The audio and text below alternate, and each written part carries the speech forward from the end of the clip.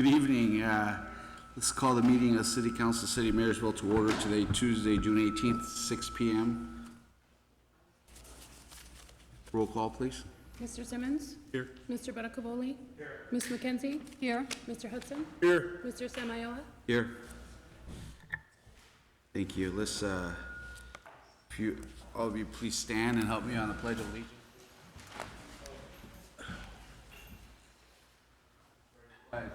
I pledge allegiance to the flag of the United States of America and to the republic for which it stands, one nation, under God, indivisible, liberty and justice for all. Thank you. I'd like to ask Ms. Brown if there are any changes to the agenda. There are none. All right, why am I? Stop. With that, I'd like to entertain a motion to adopt the agenda. So moved. Motion by Mr. Simmons. Second. Second by Mr. Hudson. All those in favor say aye. Aye. Motion's approved with a vote of 5-0. We have one presentation. Presentation of a proclamation and plaque to Community Development and Services Director, Mr. Jim Bermudez. I'd like to ask our city manager to join me, please.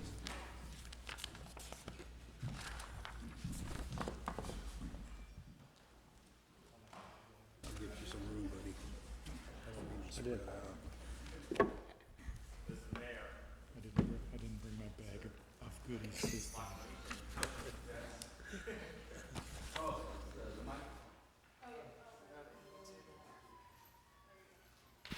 Well, I can tell you that the last 21 months have been a fruitful 21 months. You cranked out so much work, Jim. It's unbelievable. And so I appreciate that personally, and so thank you for your work. We have this proclamation for you, and allow me to read, if you don't mind. This proclamation, Marysville City Council honors Jim Bermudez, Community Development and Services Director, for his service to the council and citizens of Marysville. Whereas Jim Bermudez grew up in Clarksburg, California, and attended Delta High School. Jim always knew he wanted to be a planner. Growing up in a small town, he wanted to work in a place that he could help grow and improve. And he did that with Marysville. Thank you. With that in mind, Jim graduated from California State University, Sacramento with a degree in planning. Prior to taking his position here in Marysville, Jim worked for other public agencies, including the City of Lincoln, West Sacramento, and Folsom. During his short tenure of 21 months with the City of Marysville, Jim has undertaken and completed several milestones projects, including solar installation at City Hall, the Marysville Fire Department, and the corporate yard for $1.2 million. Completed rehab of 2 city blocks on 12th Street for $1.3 million. Completed a technical memorandum of Ellis Lake and recommendations to improve its water quality for $190,000. Construct of sewer line relocation and Linda main connection to Linda County Water District, $50 million, 6 years long project. And I'm glad you got it completed. Construction of new restrooms at Beckworth Riverfront Park, $380,000, and completion of the park and open space master plan, $50,000.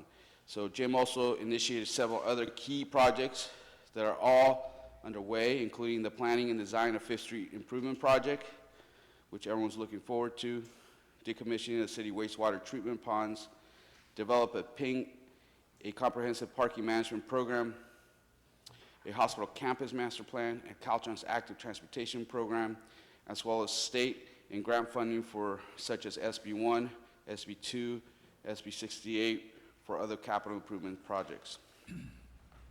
Jim has also assisted several businesses and residents to complete their projects, including the Bridge Church, Starbucks, and McDonald's remodeling projects, completion of the city 2 new medical cannabis dispensaries, and his first cannabis lab, and Habitat for Humanity emergency shelter, to name a few.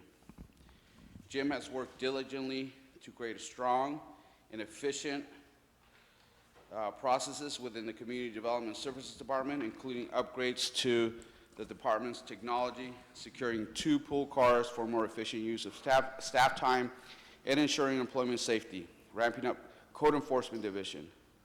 Jim takes every opportunity to teach staff new things and enjoys helping department employees to excel in their positions. Jim's passion for planning is clearly reflected in the quality of his work and the high standard he holds for himself and others. In his short tenure in Marysville, Jim has made many improvements to both the community and processes within the Community Development and Services Department.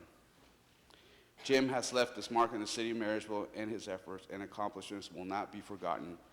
Therefore, the Marysville City Council hereby honors and commends Jim Bermudez, Community Development Services Director, first for his dedication and service to the citizens of Marysville, and wishes him all the best as he helps other citizens grow and improve as he did in the city of Marysville. Thank you, sir.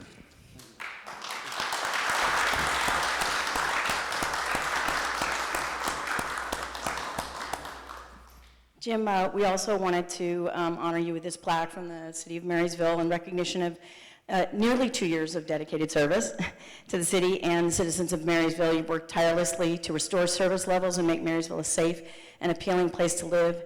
Thank you for your service. We wish you all the best in future endeavors. You will be missed. I just wanted to say personally, it's been really a pleasure for me to work with you. You have very, very high standards for administration, project management, and I've really enjoyed working with you. So, thanks. Thank you.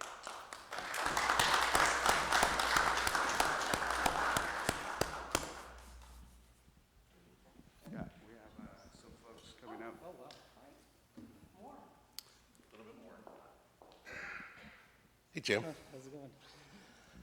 So Morgan Dussault and I are here representing Habitat for Humanity, and the project was struggling when you came on board. You found a way forward. It was technical and it was appropriate.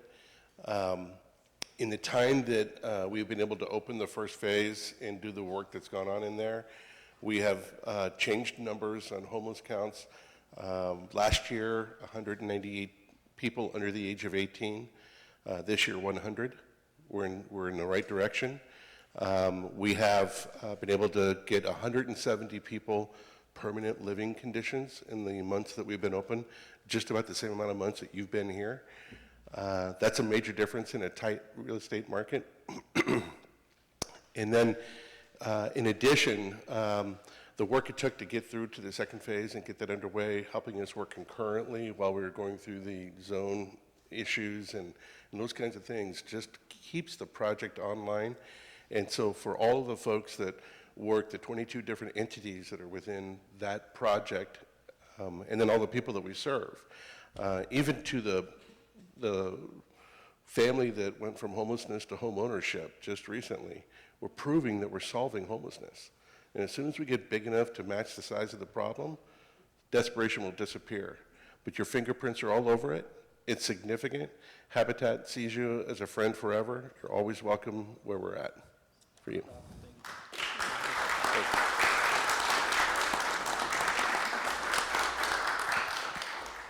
Well, Jim, you have an opportunity to say a few words? Hey, give me the mic. Just, thank you, everybody. Thank you, council members. I appreciate it. Started here 21 months ago, came to the city, launching a path forward for me professionally as a community development and public services director.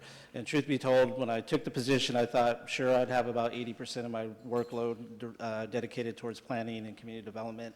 But given the state of the city and where the council was heading, a lot of the capital projects became paramount and critical for the city. And so, setting my roots, plowed forward with great staff, Alan Colbert, Jessica Martinez in the back, as well as Ken as the superintendent. We're a very lean, small little staff, but I felt always that we have succeeded and brought a lot of success to the community and to support the council's mission and objectives. So I appreciate them greatly. As for Marty, thank you very much. When you came in, a fellow Capricorn as well. We seem to, as the chief can attest to, we had some raucous, good internal staff meetings, but they've always been, I think, spirited and learning experiences, and actually great to get the stress out, right? Just to kind of have a better day. And so I appreciate all the support that you have given through this process and my tenure here with the city. It's been great. As far as what happens next, it's, as I think most know, my father passed away in August, And, you know, it may sound a little cliche as you do that reflection, but it does happen and to some degree. And all through my career, I've always wanted to do better for communities. And so that will continue on for sure. But I think, you know, in reaching and pursuing for opportunity and wanting to climb that ladder, there is that self-reflection about what's most important. And one of the things that is important is my family that happens to be here today. And I appreciate them showing up today. And I think as I have ambition to climb a ladder, maybe sometimes it's okay to kind of stay at an equal level, or maybe even a level a little bit lower than that, to bring harmony, to bring spirit, to be around my family a little bit more frequently and not have that laptop glued to my lap, you know, as the kids are going to bed. So I think, you know, moving forward, you know, that's where I'm at, and that could change, you know, over time. But I think for me, I feel like where I'm advancing is going to be kind of that good opportunity to spend time with the family and be that supportive father that ultimately I want to be. So thank you to the community and everybody. Thank you.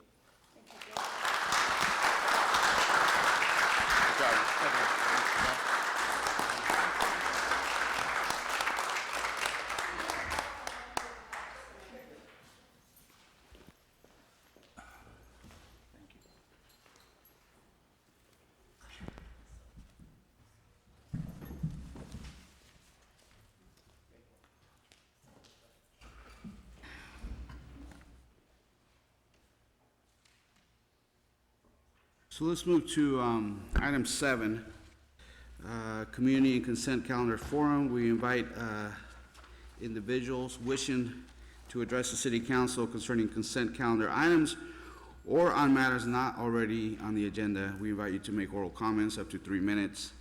When you're called, we ask you to please go to the podium and give your name clearly for audio recording. We ask you to please address your comments to the council and not to the audience, and we let you know by state law the council is not permitted to undertake any action or discussion on any item not appearing on the posted agenda. If you'd like a response from the council, we please ask you to fill out a speaker's card, and you will be contacted within the next few days. Any member of the public like to make a comment? Seeing none, we'll move to item 8, consent calendar items. They are considered to be routine and therefore approved by one motion, unless any of the members of the council or city managers would like to request a matter to be removed from the consent agenda for separate discussion and action. What's the will of the council? Move to approve. A motion on the floor to approve. Is there a second? Second by Mr. Baracoboli. All those in favor say aye. Aye. Aye. Motion is approved with a vote of 5-0. Item 9 is a public hearing. Public hearing regarding ordinances approving a lab development agreement.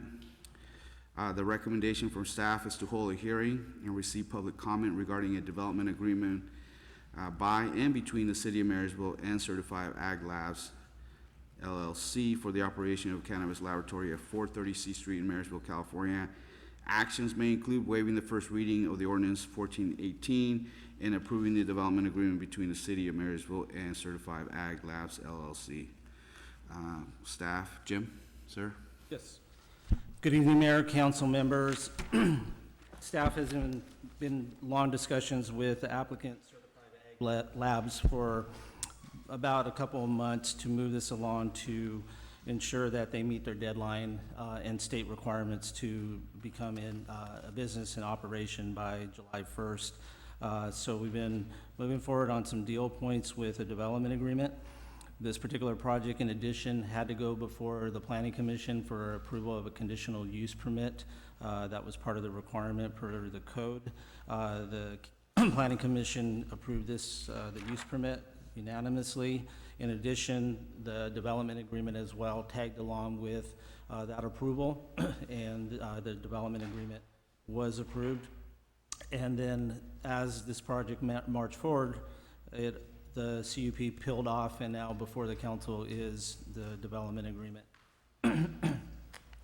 To not spend so much time on the ag business or the laboratory business, but what we're getting, and I know that from discussions with the applicant, there have been several council members that have visited the site and got the tour, but when I visit the site and get the tour, it's a very sophisticated laboratory.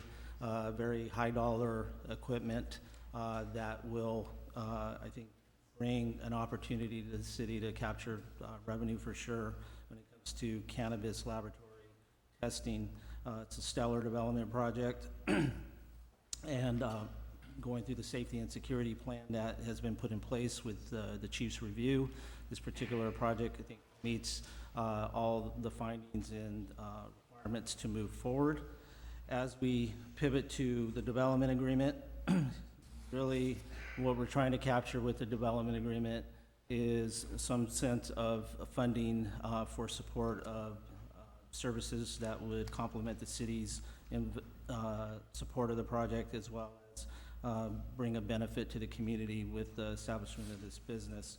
So layered into the development agreement are 3 to 4 key elements related to the operation, which is the form of payment, a payment escalation, an alternative payment method, the term, and the effective date. Those are kind of the 3 key attributes that are highlighted in your staff report. As far as the effective date would commence upon approval, execution of the agreement. And then in regards to the term of the development agreement, the term would run with the property and the operation, but there is some qualifiers within the term that are related to should the city establish a tax moving forward. As the council knows, when the tax measure F was adopted, it did not include laboratory as a use, so this is why we're here with the development agreement today. So there is a term in there in a provision that essentially says the developer or the applicant is aware that if there is adoption of a tax, then it would defer to that tax that is adopted. They're fully aware of that. As far as the payment, the payment for this particular operation is 3%. We negotiated back and forth at a particular percentage point, ranging from anywhere starting at 8% to what the current percentage agreement is at this point. And the basis of a 3% is searching and looking for other agreements within this type of development that are in other jurisdictions and agencies, as well as the state requirement of the percentage of fees that the state recoups for their share of cannabis. And so based on a mutually equal discussion and agreement, we focused in on a 3% payment to the city, and that would be of the developer's gross operational receipts. And layered in the development agreement, those would be quarterly, and layered in the development agreement, we do have qualifiers of how the reporting and the exchange of funding would be handled with our finance department. So I think we got some coverage there. As far as an escalation of payment, I think one of the things that we discussed as staff is of course, this is a new entry into a type of operation that is unique in nature, and given the ever-evolving ways of cannabis in the state of California, we wanted to make sure that in some form that we had the ability to require an escalator to this particular development agreement. And with the mutual understanding of the applicant, we focused in on an escalator that would be tied to gross receipts, and dependent on gross receipts after the second year, we would then be coming back to having a discussion with the applicant to possibly increase the percentage, but that would be at a single rate to just 4%. And I think we got concurrent agreement all the way around with the applicant on that. As far as the alternative payment, what we wanted to do is ensure that we could recoup and they could recoup the necessary gross receipts based on cannabis. Part of their operation includes other means of laboratory testing that are non-cannabis related.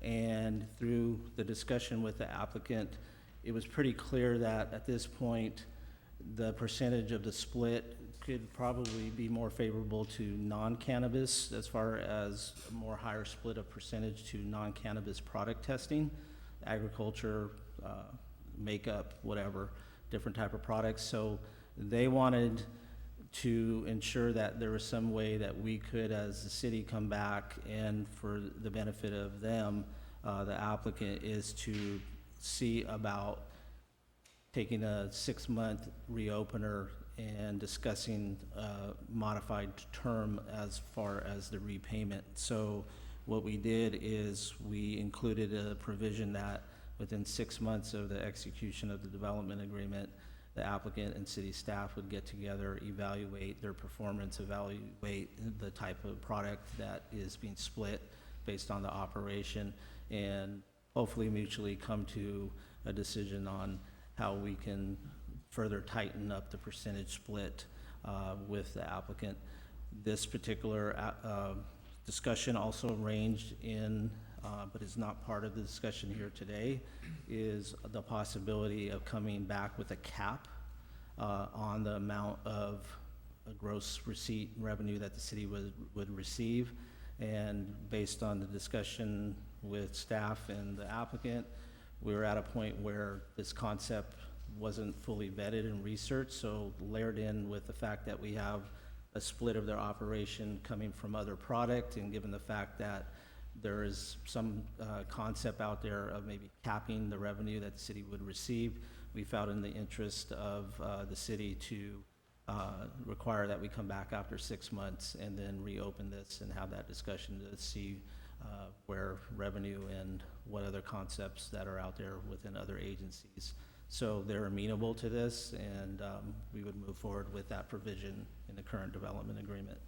So at this point, what staff is looking to do is do the first reading and move the development agreement forward, and then come back for a second read to the council. So at this point, I'm open for any questions, as well as the applicant is in attendance tonight for any further questions that you may have. Thank you. Thank you. Questions? I had a quick question. The license or permit, I guess, I guess it's a license we're providing them to be able to operate, to test cannabis, given that they get a state permit. So they have to get a state permit, and they have to get a local jurisdiction permit to be able to operate the cannabis portion of their business. Is that correct? We are giving them, via the conditional use permit, a permit to operate, only a permit. The license only applies to the dispensaries, is when that kicks in to require a license. Does the state require that the local jurisdiction provide them with a permit, or? Yes. To operate, yes, okay. Do they need other type of permits when they go outside of the cannabis? Is there other industry permissions? Like if they go into other agricultural goods, do they need similar permits? I would lean to the applicant to answer that one. For the various product type, they may require a certain different standard. We have an accreditation process. Sorry. We actually have an international standard ISO 17025 accreditation process, which allows us to test anywhere in the country, in most places in the world. But do you need a state or local permit to do those? No, we just need a standard business license, but doing those is the accreditation process. That is the Compliance Act. Perfect. I would just, thank you for that. You're welcome. Want me to wait up here for any more questions? No, I don't know. Is there any more questions from? That was it. Thank you. I do have one question. Oh, go ahead, sir. Sort of a personal question. Jim, in 6 months, would you come back as a consultant, help negotiate the new contract? Talk to the wife. Thank you.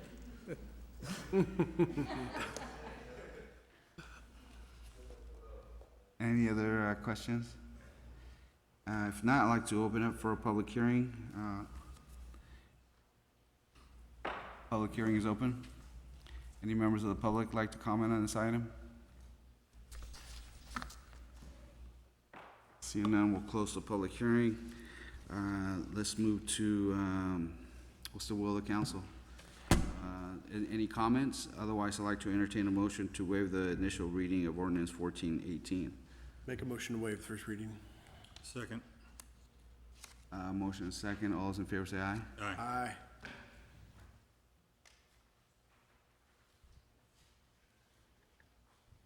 Ordinance number 1418, an ordinance of the City Council of the City of Marysville approving the development agreement by and between the city and Certified Ag Lab LLC. Thank you. Do I need a motion to introduce for second reading? So, No? Are we fine?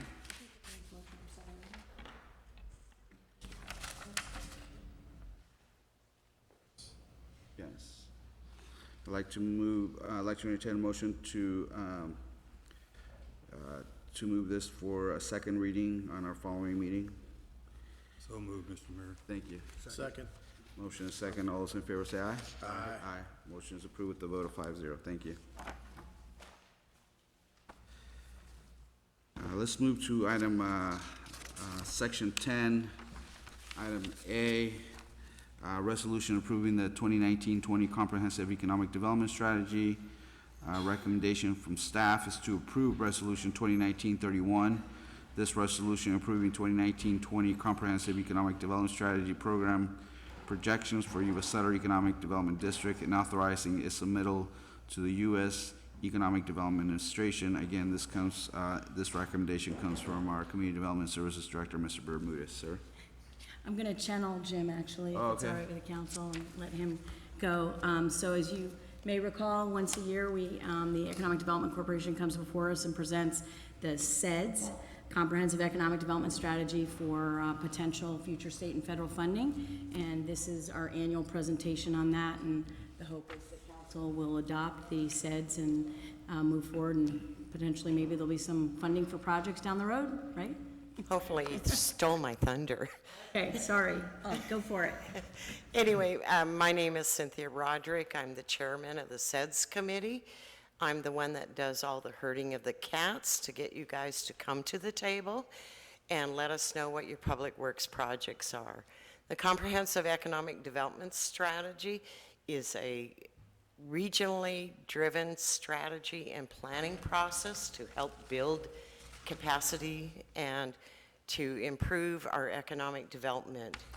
And we're here to present the CEDS and hope that you will adopt a resolution approving the CEDS. And those that do not know what the CEDS is, it is a strategy. We're part of a region, Yuba Sutter. It includes Yuba and Sutter counties, Wheatland, Live Oak, and the City of Marysville. And it's to build prosperity and regional development. It is also one of the cornerstones of EDA, Department of Commerce. It's a requirement that we annually update the CEDS. And we're here with the CEDS in front of you, and hopefully you will adopt it. And if you have any questions, please feel free. I do have Brenda Stranix, who is the president of Yuba Sutter Economic Development and the district. So if you do have any questions, we'll be here to answer them. Thank you. Any questions? I have a question. I was wondering, so this is sort of new to me about funding and things that are available through this. So it's required to qualify for different programs, grants. So what's the process for actually obtaining a grant?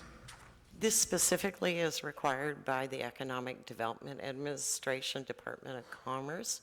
You must have a CEDS in place in order to get infrastructure or public works projects funded. Once you have the CEDS in place and there is an infrastructure project in need, we can therefore apply to the Department of Commerce for a grant for your projects. Mm-hmm. Are you actively looking at projects that we have in process or in the future and looking for grant opportunities for us, or? Not at this time. You haven't presented to me. I'm also the grant writer for EDC, and I haven't received any presentations. I have submitted to various council members grant opportunities that weren't necessarily EDA-funded projects. One specifically was for boat ramp improvements.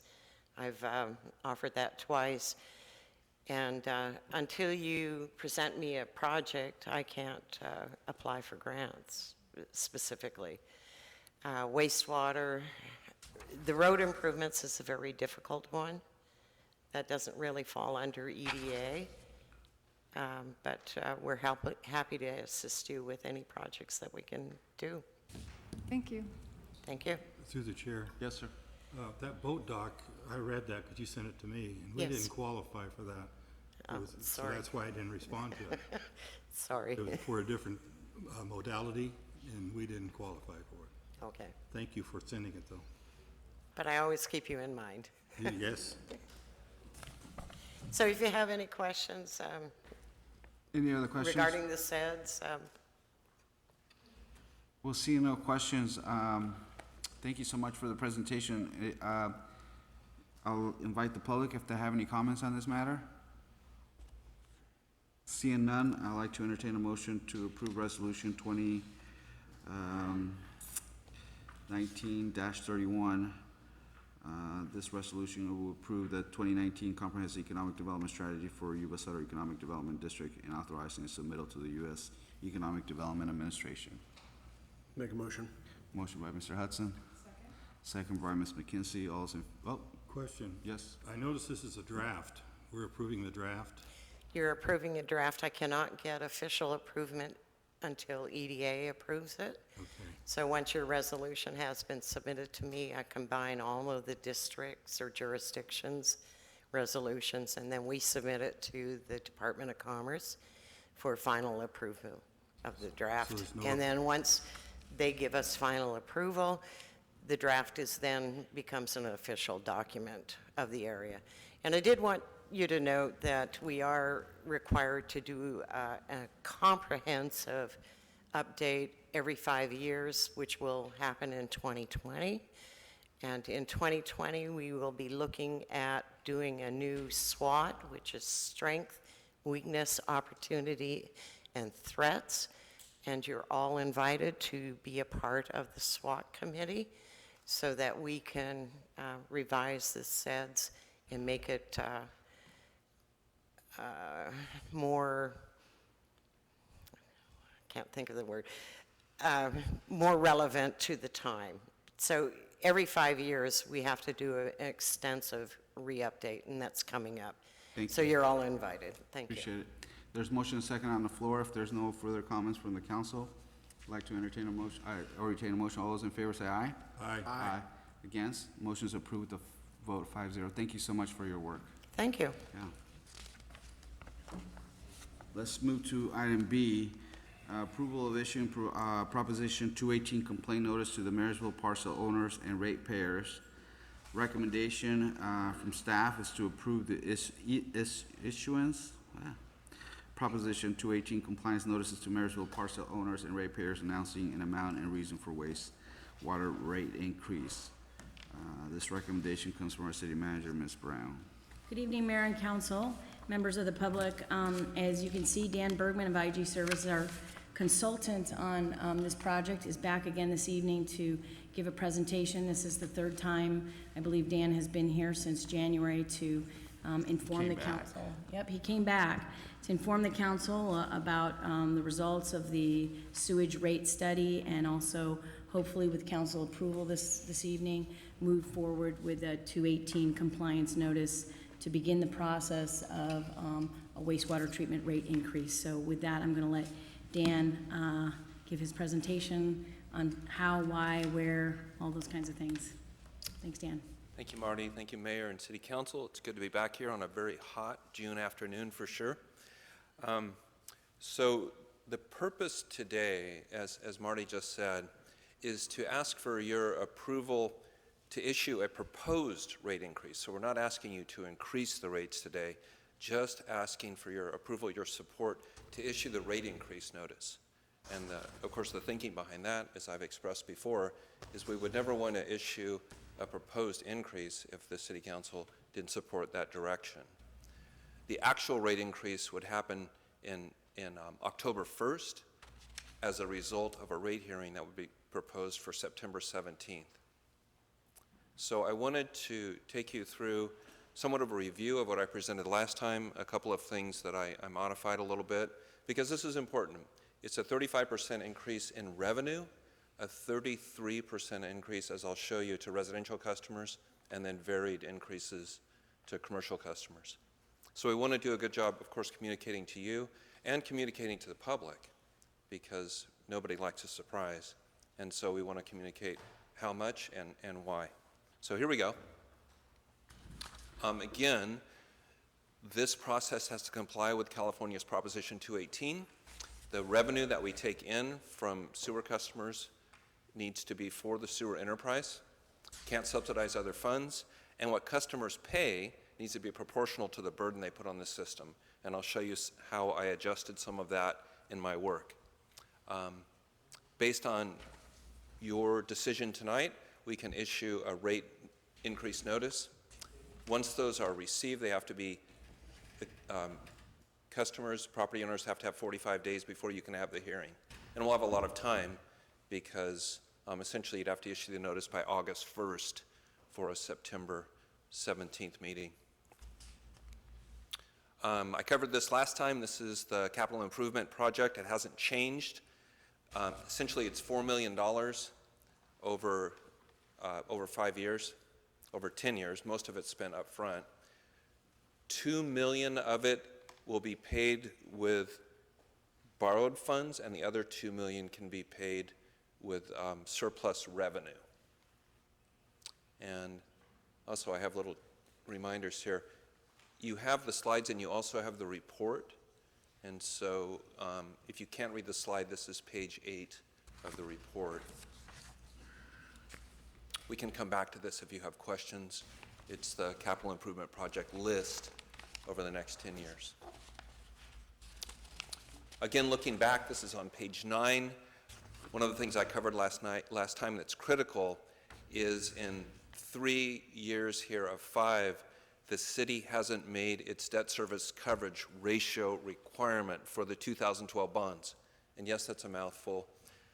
But the key here is you have to take in more money than you're paying out by 30%. And so we need that debt service coverage number to be 1.3 or higher.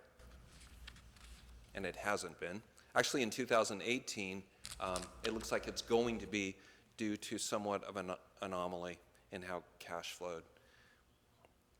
I mentioned the 35% increase, followed by 3% annual increases to keep up with inflation. A very significant component is the operating payments that are now being made to Linda for Marysville's share of the operating cost at Linda. Marysville's inflow to the plant is about 43%. It's significant. And as I mentioned last time, Marysville's payments can be audited once Linda's audits are done. We can go look, we can make sure that we're paying our fair share. Part of the plan here is to refinance the $2 million loan with Linda that was done recently. Payments on that have just started. That's a variable interest loan. Interest rates are very low right now, so it's a great opportunity to make that a fixed loan at a low rate, and combine with that the $2 million in funding that's needed for the capital projects for a total of $4 million. So I showed you this. This is page 9, the revenue and expense sheet. And the key here again is that line for the debt service coverage ratio. And you can see as it is planned ahead, it's safely above 1.3.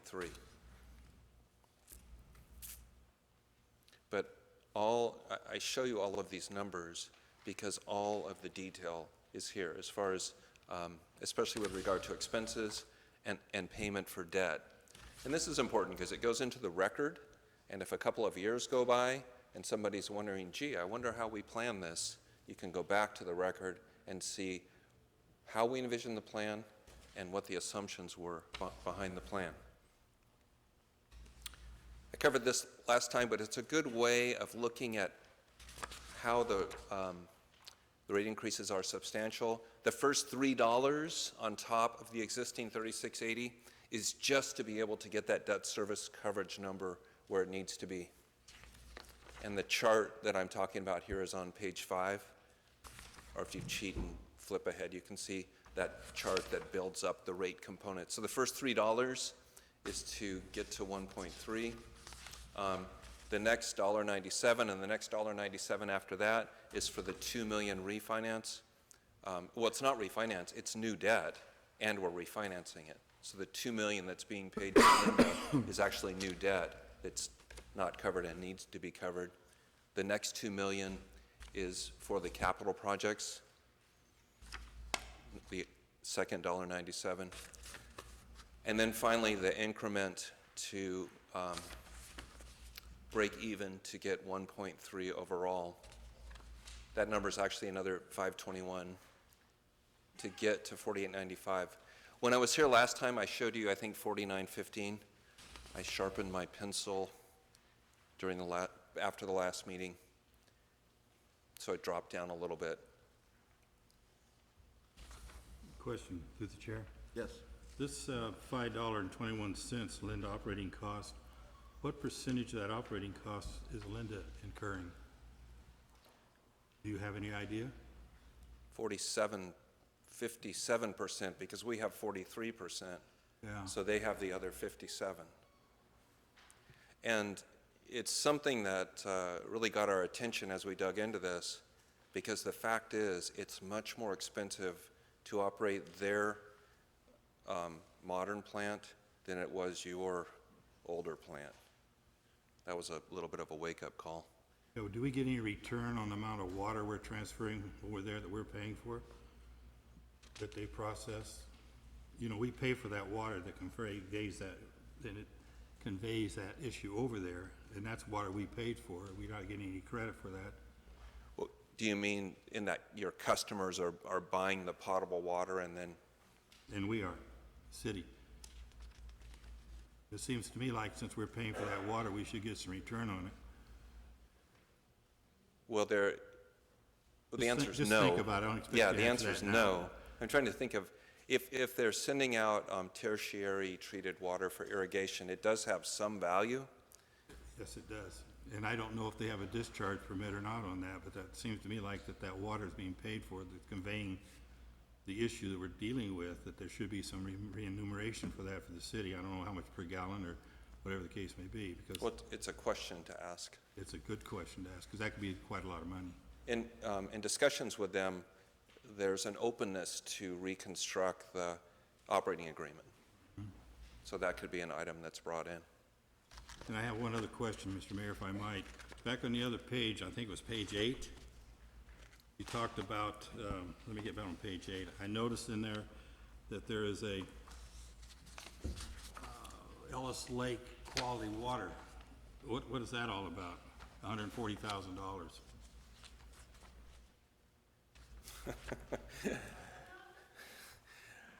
Okay, so you can't answer that We question. may have to get back to that one. Because we are paying $100,000 right as we speak to make that water quality test. Is that a capital improvement project you're? I Yeah, don't it's one of know the if it capital is or improvement. not. That's what I'm. One comment, you're not approving the capital list tonight. It's the list we developed for the purpose of setting rates. Well, that's figured in the rate, though, $140,000 in that rate. I'm just curious as to why we would be doing that if this water test we're running now proves to be possibly positive.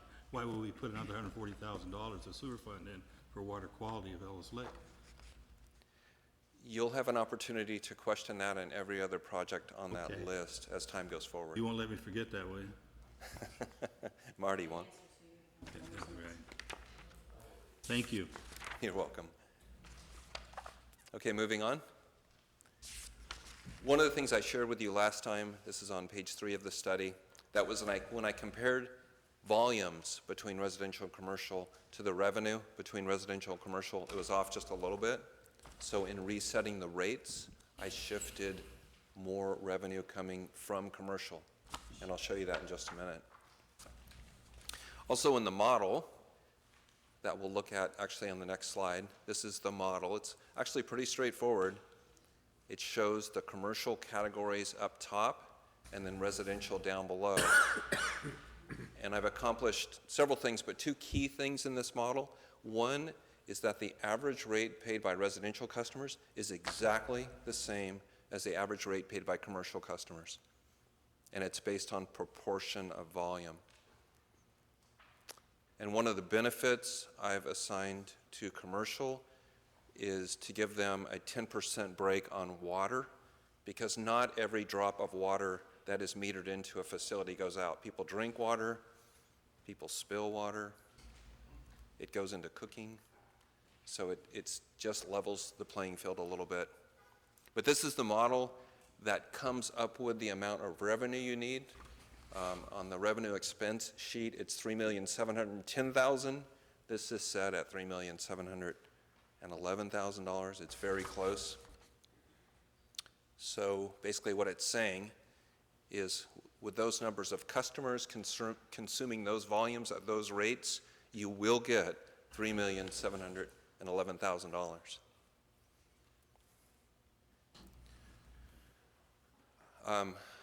One thing I changed from last time is I lowered the fixed monthly rate for commercial to accomplish parity, and this goes to accomplishing proportional cost.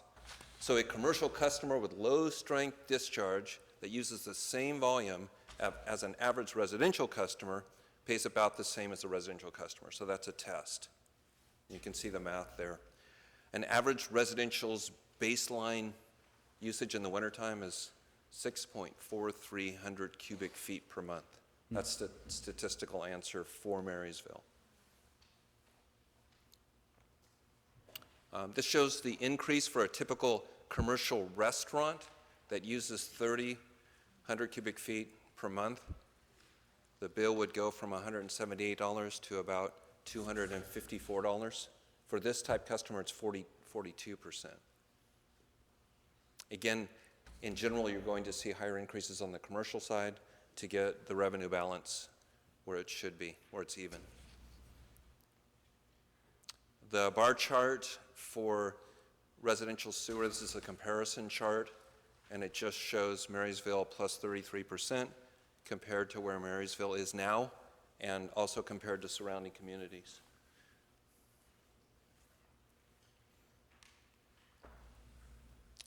The rate table is in your PowerPoint printout. It's also on page 7.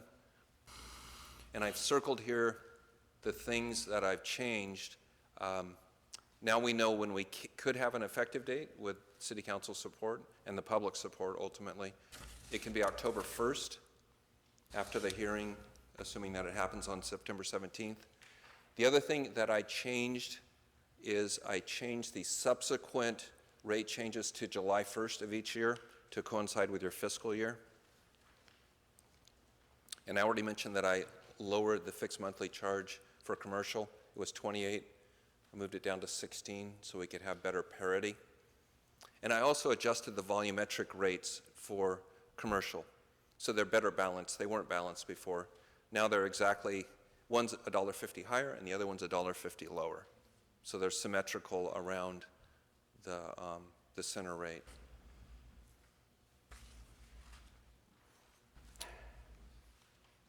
I mentioned strength classifications before, and also had Brian Davis over at Linda look at the strength classification sheet. It's at the end of the rate study. It's actually on page 11 of the rate study. So it takes your existing, I think, 5 categories and provides a lot more explanation of who should be where, as far as if they're in the medium or the low or the high. This will require some reclassification of customers. There's not that many. It won't be that big of a project. One thing for sure, markets and bakeries will be moved to high strength because they're like restaurants, unless the market isn't doing any, unless it's a very small market that's not doing any food processing. Commercial customers could be moved up or down depending on discharge. Right now you just have a category that's commercial, but it really matters what they're doing. So questions and comments from you, City Council? Again, we're asking support to issue this. The rate increase notice is at the end of the study. That will need to be reviewed by your attorney, your city attorney. It is a legal notice. I write them based on templates I have. And as I mentioned, the rate hearing can be just needs to be more than 45 days after the notices are issued. I've already been talking to Marty about how to efficiently get those notices out. They have to go to all the property owners, all the customers. And so we're opening a dialogue with UMS, your billing entity, that maybe they could do them as a bill stuffer. And with regard to the notices, your customers, property owners have an opportunity to protest in writing right up until the hearing. If more than 50% of customers/property owners protested, you could not proceed. But that means that more than 50% would need to actually write you a letter, which, Property owners, parcel owners. yeah, So the business owners might not have a word on it, meaning they might not be the property owners. Good question. that's a good that's a good question. The legal language says parcel owners, but if you got a lot of letters from people, can influence you, one way or the other, whether or not it's in compliance with the law.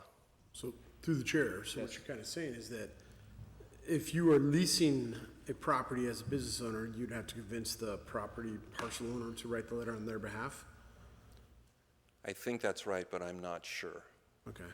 And I can tell you, in all the work I've done, there's typically 2 or 3 letters that show up. But it's the process. So with that, you would have a hearing, you would open the hearing, you would ask the city clerk how many protests she received. So, through the chair, question, when you're talking about restaurants and so forth, I mean, how did you come up with this scale? I mean, there are food prep stations, you call them bakeries, are the same as restaurants? I mean, is this an international scale, or is this just something you're coming up with, or? No, it's actually it's footnoted on the bottom where the source of the classification was. Okay. And you weren't asking about 3,000 cubic feet. You were just asking in general. Yes, sir. Yeah. Yes. So it was an industry reference, industry source that goes back some time. Okay. And it's really all about discharge concentration. There's language at the bottom of that classification sheet that actually allows someone who knows, Public Works Director or City Authority, to put someone in the right place. Yeah. So it's left up to the jurisdiction to make Yes. to make the decision Yeah. at that point? Okay. It's all about the concentration of this discharge, how much biological matter is in there. Which is different than, and, historically, it's been about how much water you intake, and there's a mathematical equation based upon that for the discharge. Well, it's volume times concentration. Yeah.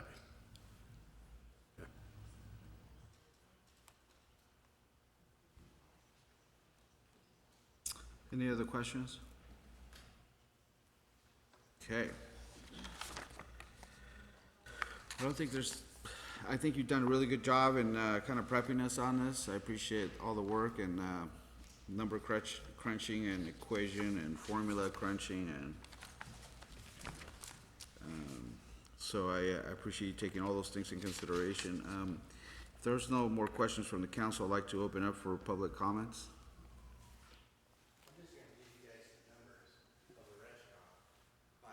Can you come up, sir? Thank you. I'm Henry from Tracy's Diner, and I wasn't going to speak on this. I was here to say thank you to the chief and you guys on the council, but you ran through that a little quick. But I'll give you some numbers. I pay $350 a month for sewer, and it's calculated one time a year, correct? And then you pay it for the whole year. No matter if it was a big month, you're going to pay it the whole year, that amount, $350. So I pay about $4,000 a year for sewer, so my customers can go to the bathroom. Most of my water is used at the dishes, goes into my oil separator, where I get all of my grease and pump it into a tank, which I pay every 3 months to be done. And I discharge water into the sewer to help your poop go to Linda. Just some numbers, my increase will go over $400 a month. So, just one restaurant in town, just one. Oh, they know, Henry Stevie from Tracy's Diner. Thank you. So he actually touched on something I may have mentioned before. The way the volume is set for the commercial customers, it's the 5-month winter baseline, so it's November, December, January, February, March. That's how they do it, and it's reset every year and goes into effect on July 1st. And so, yeah, and what he is saying, I'm not disagreeing with what he's saying, he's probably right. He would be using more than the 3,000 cubic feet per month. That number I got by looking at restaurant data for Marysville, but some were lower and some were higher. That's, as people often say too much, it is what it is. Thank you. Any other comments from the public?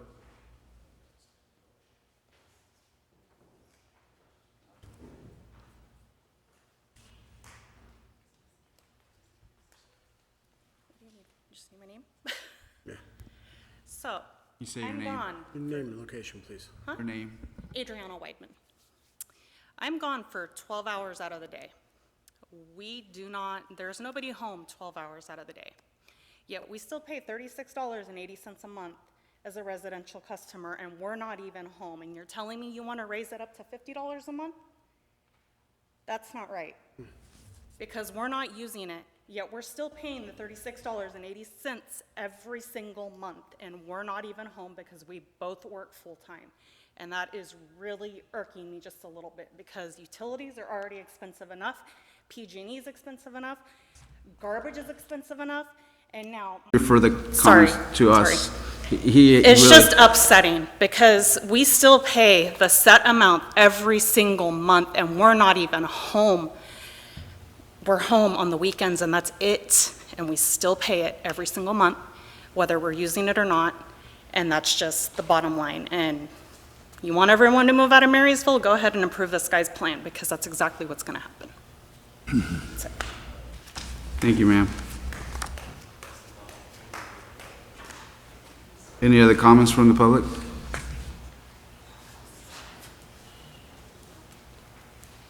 Kelly Rich Creek, downtown Marysville. My reference is to the multifamily and residential customers, if we ever considered other options. It's based on per unit, my understanding, through the chair, per unit, not CCFs on residentials and multifamily units. Is that correct, I think, from reading this?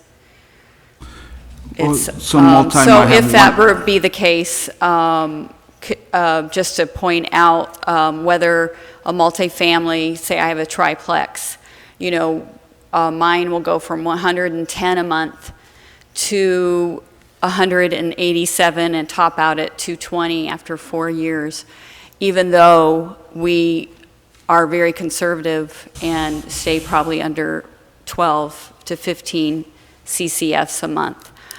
Just wondered if other options were considered for that. Also, the debt ratio we're trying to bring down, I would like to see more details. If the council knows, the comment was made that you're not voting on the capital project list, but you are voting on that debt tied to it, because that's the reason, one of the main reasons it looks like that we're increasing the sewer is to cover our debt for capital expenditures. And we're, in the public, we're just not aware of specifically what they are, and maybe the council is, so it'd be nice to know in detail what these capital expenditures, I did see the list. That was a couple of my comments, and that's all for now. Thank you. Thank you.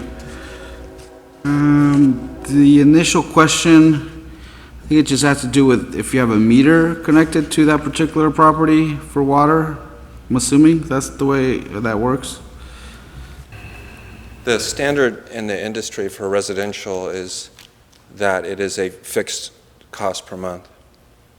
And in some places, there are different rates for multifamily than there are for single family. Your convention here has been to use the same rate, and I kept that the same. And the question then would be, is there a strong argument that there are more people per unit in a single-family dwelling than there are in a multifamily dwelling? And it's different in different places. With regard to the detail, if it's not exactly those capital improvement projects on the list, it's going to be others. The system has been neglected over the years, and it needs attention. We did the best while working with Jim to come up with projects that have to be done in the next 5 years. That's the idea, projects that have to be done in the next 5 years, and an estimated cost for them. In order to set rates, we have to have something, and that's the best anybody can do any place. And yes, you'll have the opportunity to revisit those projects. You'll also have the opportunity at a later date to decide about the additional $2 million in debt. You may not need to do that. You may not want to do it. You may not be able to do it if, for some reason, other expenses go higher and you need the additional revenue to cover expenses. There has got to be margin, some margin above the 1.3. If there isn't, you're put in the position of going back to the public and asking for another rate increase. My job in this is to come up with the best numbers that I think will work for the next 5 years based on what you have going. I obviously don't have a bias one way or the other. We just don't want to have to go back to the public in 2 years because it wasn't enough.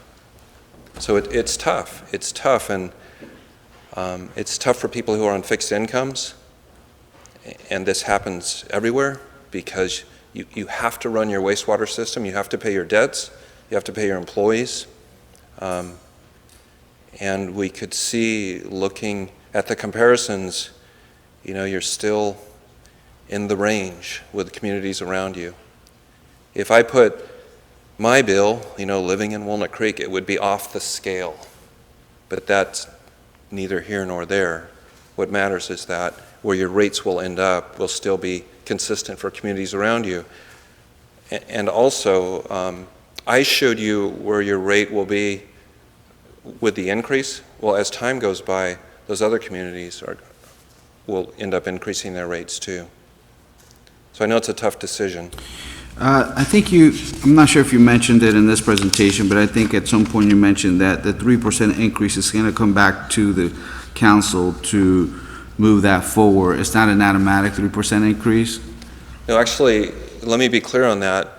In the rate notice that's issued, you will be locking in the opportunity to increase rates up to the numbers in the rate increase, both the first year and then each subsequent year.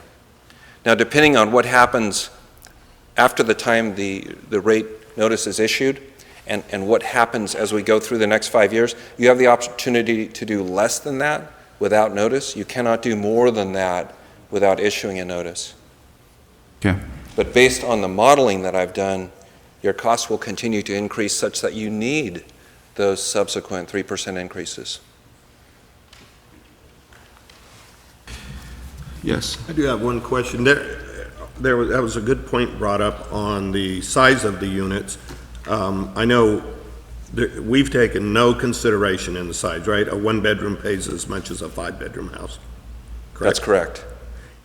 That doesn't quite seem right. I know whenever septic tanks are calculated, they're done by bedrooms, not by bathrooms, but by bedrooms, which throws in the roughly the amount of people that would be there. Seems like there should be some kind of consideration there, but I don't know how we would measure that. That would be part of the problem, is measuring it. And the thing to keep in mind is it's like a pillow. When you push in on one side, it goes out on the other side. Somehow, we need $3,710,000 every year. So if we give in one area, you got to make it up someplace else. Oh, no doubt. Yeah. No doubt. I understand that point. It just seems like a one-bedroom paying the same as a five-bedroom house. does seem a little inequitable. It's that classic problem of making decisions for lots of people. You're never going to please everybody. Any other comments from the public?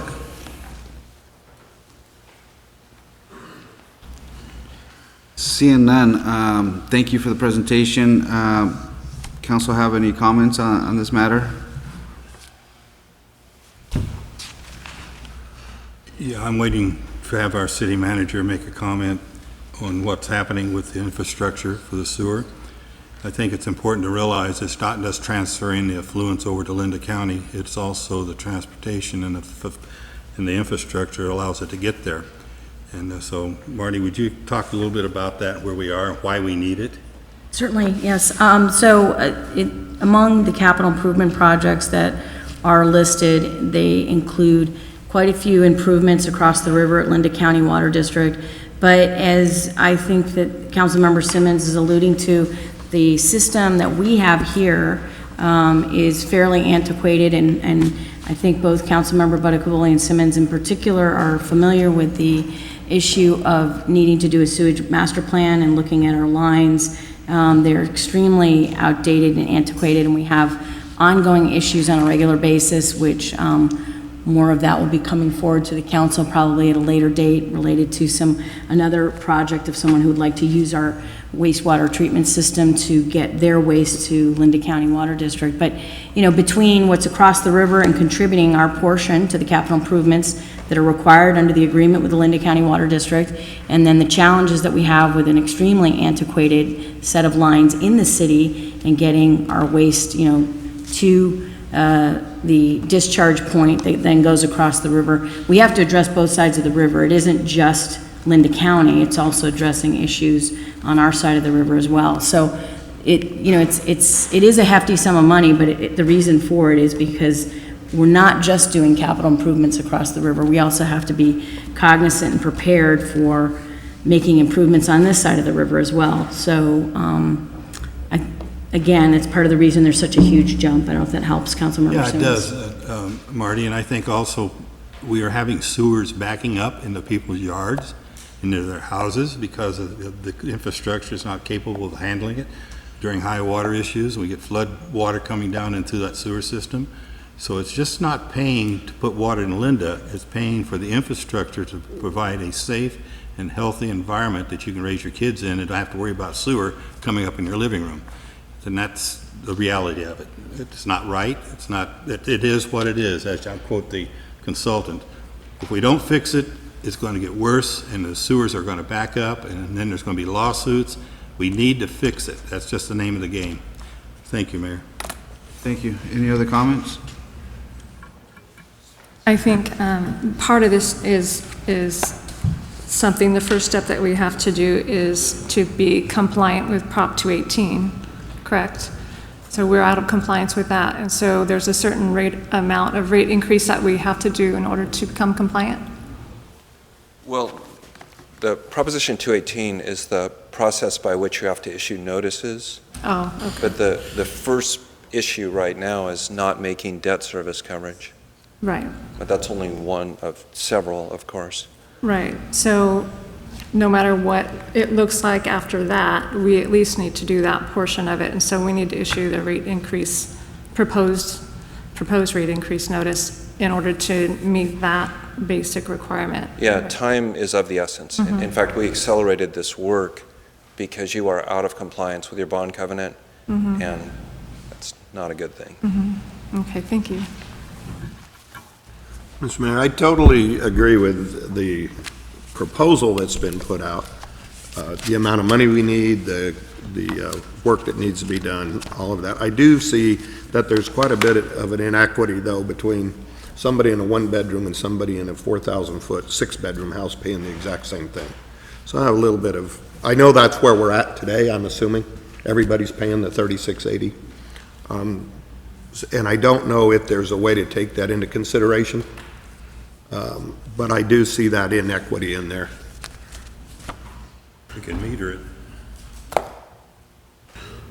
So, I mean, on a personal note, I mean, I get it, I'm not super keen on rate hikes one way, shape, form, or another. I mean, a guy that owns a business, I own a fourplex, and I own a house, and I'm pretty sure my dog drinks more water in the toilet than I use, but it's still one of those things that, it's a fact of matter, it needs to happen. So this is just a proposal to consider a rate hike. We're not actually doing a rate hike. This is just a proposal to consider a rate hike at a later date, which is one of several steps. And I think we need to keep this in mind and I don't, go for it. that's not correct, is it? We are considering the rate hike, and what we're doing tonight is to, whether we can move forward to the public, We are. presenting it to the public, right? What staff is asking is approval to issue a Proposition 218 compliant notice to all ratepayers announcing an amount and reason for wastewater rate increases, which is the letter. We are announcing it. Correct, which is the letter. The intent. A letter of intent. So it's the letter in the back of the study here, it's that letter memo with the rates and then the different types.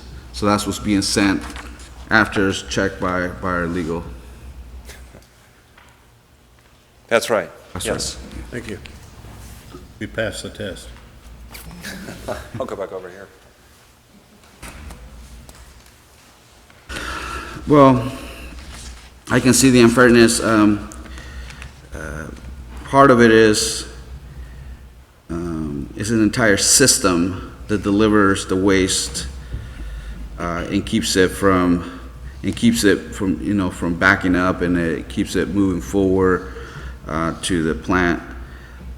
That's kind of what we're contributing to, not just our hole where things are being deposited or moving forward, but what I see is there's a system that is outdated, that is 80 years old in some places, that need to be reevaluated on where it could actually break down, and we have a lot bigger issues. So what we're asking the city residents, property owners, and business owners that we're part of this City of Marysville system that has different bones and different connections and different pumps that delivers it back to the plant. So what we're contributing to is to the system itself, and it seems really unfair, and I can see how especially people with fixed incomes are going to be in many ways, or businesses who have low margins are going to be in a bad situation.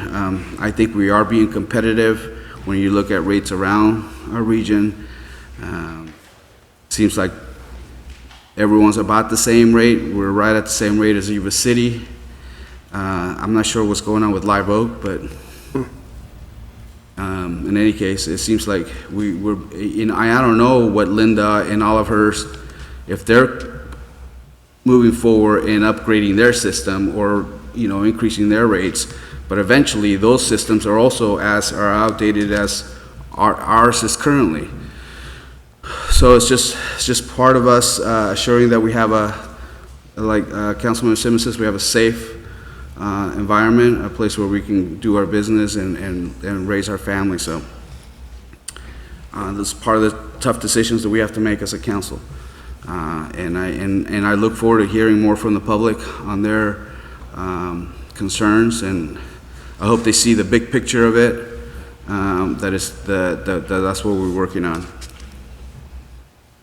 If there's no other comments from the council members, I'd like to... One more question. Yes, sir. I just want to ask, are you familiar with any cities or areas that do work with a multiple rate levels for the sake of use, as I'm discussing, like just using bedrooms as a example? Not bedrooms, no. No, but some source of difference between a one-bedroom apartment and a 6,000-foot house up in North Marysville? There are some cities that will use a different rate for multifamily. For multifamily? Yeah. Okay. Again, it's a function of how many people live in the unit. That's what matters. Well, it's based on bedroom, isn't it? For the most part. For the most part. Yeah.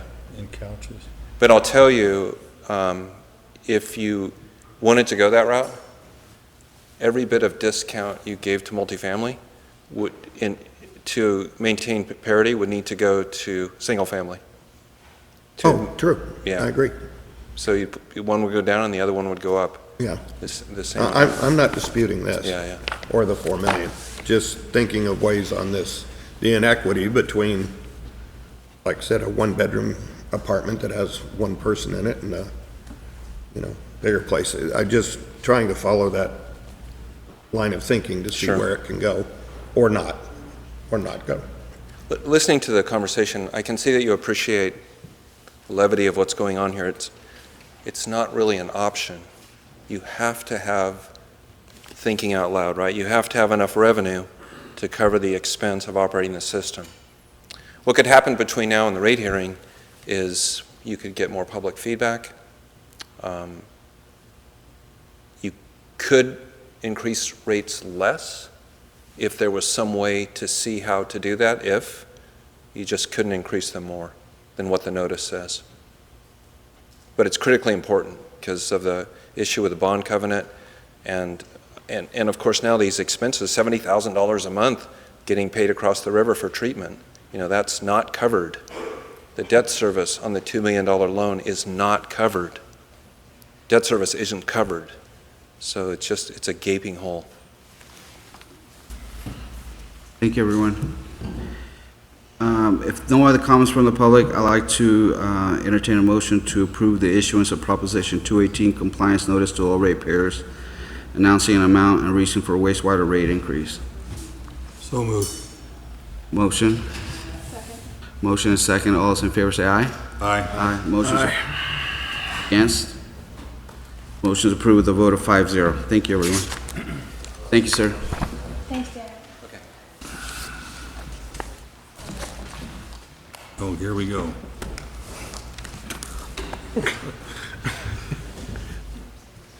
Let's move to item C of Section 10, resolution adopting fiscal year 2019-20 proposed budget. Recommendations to adopt resolution 2019-32, which is a resolution adopting fiscal year 2019-20 proposed budget, and resolution 2019-33, which would approve the appropriation limits for fiscal year 2019-20. And I know you gave me how to pronounce her name, but I lost that piece of paper. So Jennifer. Stachinsky. Thank you. That's okay. I'm still working on that one. So, good evening, She gave Mayor. you the same Yeah, phonetic. I'm still working on the same thing too. Yeah. So, good evening, Mayor. Good evening, council members and members of the public. I am here for our third meeting for our proposed budget. We are going to be keeping this one not at an hour and 45 minutes. We have a pretty short presentation because we have gone over this, so we're going to overview some highlights since our last meeting, and then any additional questions that the public and or the council may have. So it's like I said, we're not going to be here for another hour and a half for this one today. Great. No, we're good on that. Okay. So our presentation agenda, so again, we're just going to do a very brief city budget, the big picture. We're going to quickly just go through again the general fund balances, revenue and expenses. We are going to go through the new recommended budget changes since our June 4th city council meeting, and then our next steps if there is any next steps. So again, keep this on the shorter. This is one that you guys have seen before. Again, we're talking about we're going to increase our overall, for this talking about the general revenues of 8.6%. This is between our projected or what we believe we are going to spend for fiscal year 18-19 and what we're recommending for fiscal year 19-20. Again, this is due to a lot of one-cost monies, new monies coming in like casino money.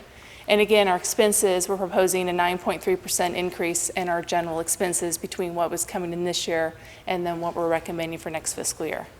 Again, we've talked about this several times. The city is currently in labor negotiations, so the recommended compensation increase is to be determined. So anything that comes out of labor negotiations is not currently put into these numbers that we are presenting tonight. So our overall budget, total operating budget, is $16.09 million, and $10.05 million is general fund money. So again, we're starting with our audited beginning fund balance of just over $2.4 million. This is for general fund. We're projecting our revenues to be $10,049,500, and our projected expenses to be $10,432,606. And up there showing what our projected ending fund balance we project is going to happen after the end of fiscal year 19 and 20. So again, these have not changed very much between the numbers that we presented at the council meeting 2 weeks ago and then to this council. What the changes have been is we have had we had meetings with council members. We had one-on-one, and then we had one meeting that was 2 council members and one, and also phone conversations with council members to review any questions, comment, concerns that they may have with the budget that was presented. So what has come up with that is right now this was between everybody and the council agreed, with our parks looking really nice lately. This has been happening because we have been using a grant with One Stop for extra workers that have been coming and cleaning our parks. That is going to be ending about September or October of this year. So the recommendation has come to be able to add 2 part-time park maintenance workers. That would start January 1st of next year. And again, that $15,600 is the total for 2. So that would be for 2 part-time park workers for 6 months to be able to maintain the parks to the current standard that they're currently at. The other one is it was mentioned in our prior budget about the boom truck. So we wanted to give you guys an update of what that amount would be because what we had was an estimate. So now we've looked into a 5-year lease-to-own program. So it would come to a total of about $148,000 total over that 5 years. So it's broken down to we would have monthly payments listed at the $2,470 and basically a total of around $30,000 per year for the lease-to-own. We did do some research on it and found out that boom truck is used on a very regular basis, most of the time 3 or 4 times per week. It can be more due to we have over the 12,000 street lights within the city, and that was actually a new number that I hadn't heard. I didn't realize we had that many street lights. Trees, putting up signs, anything else. So it's boom truck is used on a very regular basis for our employees.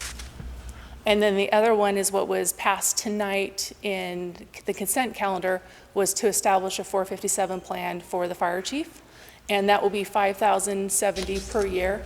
This year, though, we're proposing is a $10,140 because we are back doing the compensation plan back to the date of hire date for Chief Carlin. And also I wanted to mention on this when we were talking with council members, it was also brought up about the possibility of increasing the water budget for the parks.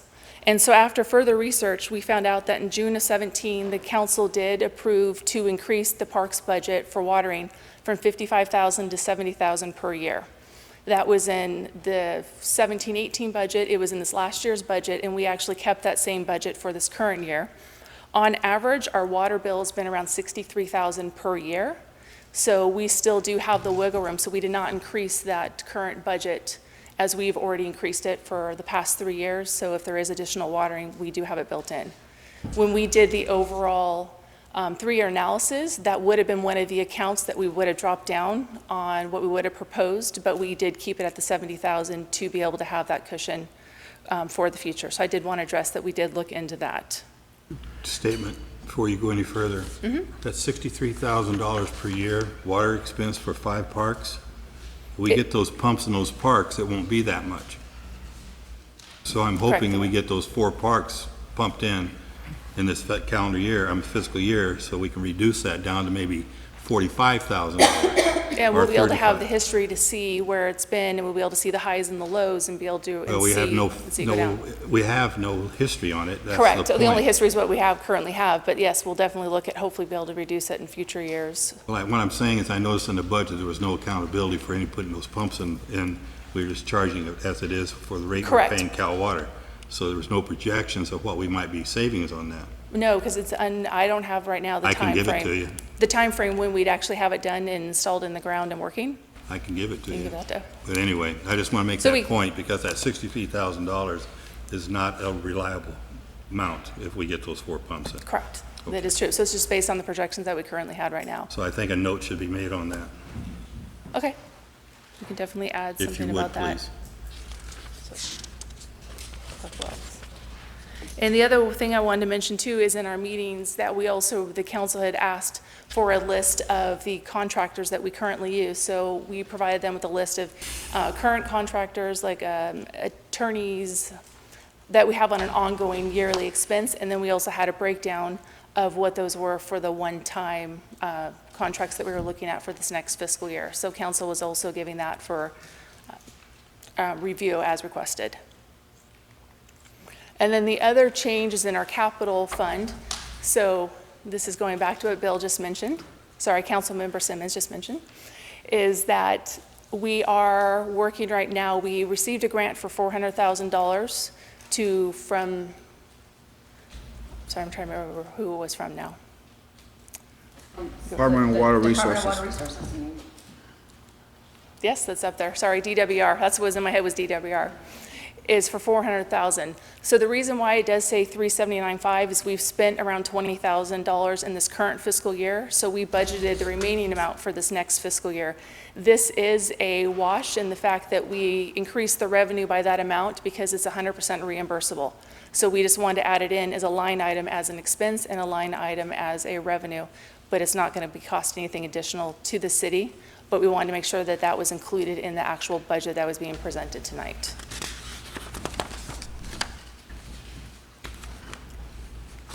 Sorry, and then skip too far too fast. And so with that, right now, if we have a tentative city council meeting for next week, for the 25th, if it is not approved tonight. And so that actually pretty much concludes my presentation. It's pretty short and sweet. I know, Bill. Sorry, council members.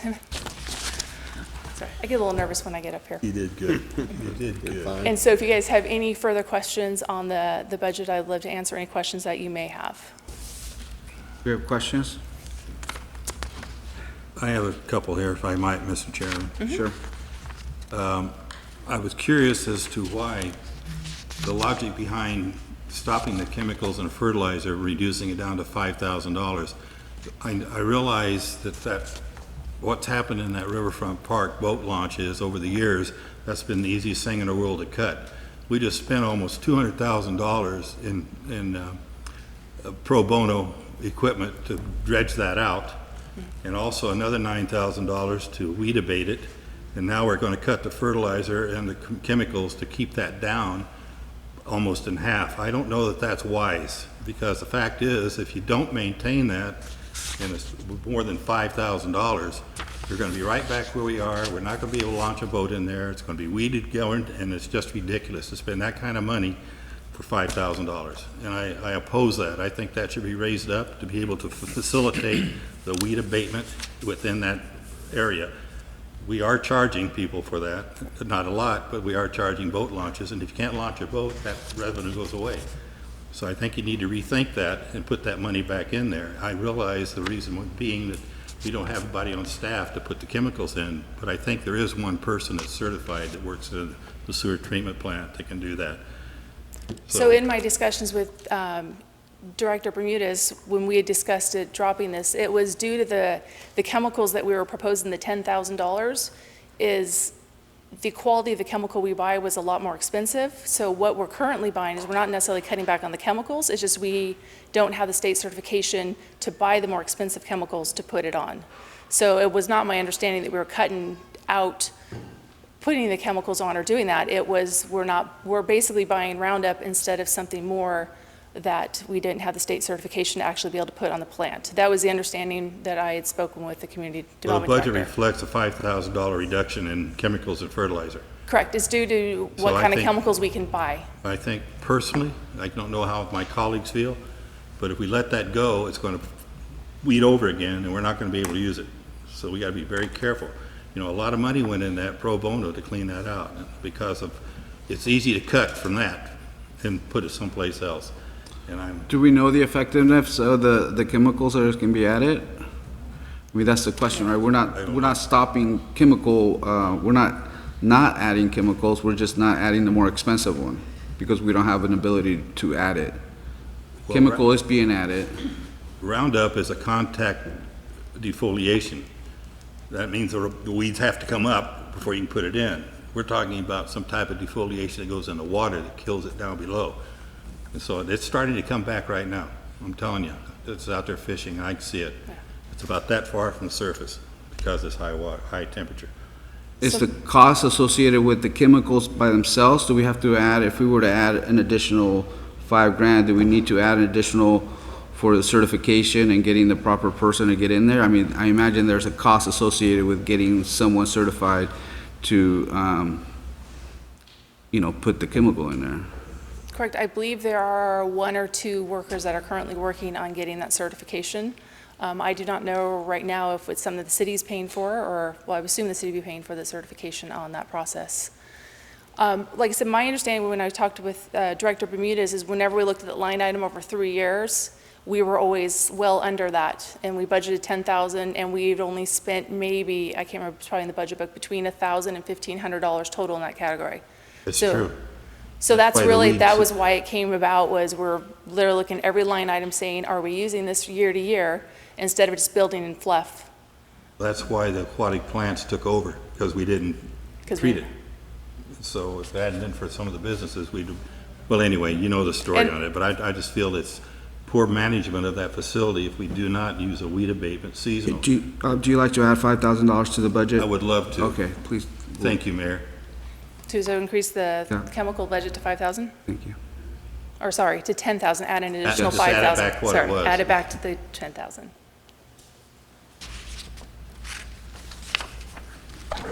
Next one is real quick, is a transit occupancy tax, $120,000.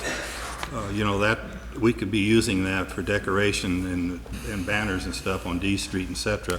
What is that going to be used for? Is this in the general fund? Do we use it for anything? It's not earmarked, it just goes into the general fund, Yeah, just well, to pay that's- for overall expenses. But shouldn't that be for what it's designed for, transit occupancy and tourism? Not as a general fund, throw in a pot and use it for other things. That was supposed to be a tourism. Oh, I'm sorry. I was just gonna say that just to add that, right now, that TOT goes into the general fund to balance the budget. Yeah, I And know that. I would just say, that it'll just make it that much more challenging to balance the budget if we start earmarking individual pots of money for individual projects or things. So we are using it, it's in the general fund to balance the budget. I understand that, but a transit occupancy tax is used for transit tourism, not to balance the budget. At least some of that should go in for tourism. And also, we are paying the Chamber of Commerce X number of dollars for tourism. Aren't we paying a little bit more on that for the tourism? Can I comment, So sir? that isn't, Please. I think we are in many ways. We just passed the special event That's the policy. one I'm talking about. So in many ways, we are spending some of our general fund directly to promote events and getting people into downtown and other activities. So I see that as a direct benefit. I mean, we were able to do that because of some of those dollars coming from TOT. I think you're about to go into the additional, 1% or 1.5% that goes to this Yuba Sutter, it's a 2%. 2%. And so we turn around, But it doesn't go through us, right? we get the money, and then what we do is we turn it around and we keep, But it's not a It's a very reduction small- from, it's not a reduction from our rate. correct, no, it comes Yeah. in on the TOT bill, they pay 12%, and then we turn around and pay that 2% directly Right. to the Yuba Sutter, Lodging Association. yes. Thank you. Which we're supposed to get a benefit for. And then also, That's a separate thing. That is a separate thing. and we still do have a budget in 110, which is economic development, so we still do have money that is set aside in there for economics, economic development, street banners. There are items that are still in the current budget that would follow under the TOT tax. It's just not specifically said TOT tax goes directly towards this, but we do have economic development built into the budget. Well, I can't beat that horse to death, but I think that transit occupancy tax is not just to balance the budget, it's supposed to be used for a specific thing, that's why we're doing it. And I can do some And it doesn't further- cost the citizens 1 cent, it's all for people who come in here. And I can do some further research on the TOT Well, that's up to your tax. boss what she wants to do, but I gotta tell you, that money, the last 4 years, has not been spent on any economic development or tourism in this city. We were gonna put flags along our portion on East Street, we were gonna put flags down on D Street to encourage signage to come down D Street, et cetera, and that's what that's supposed to be used for. So enough said on that. Okay.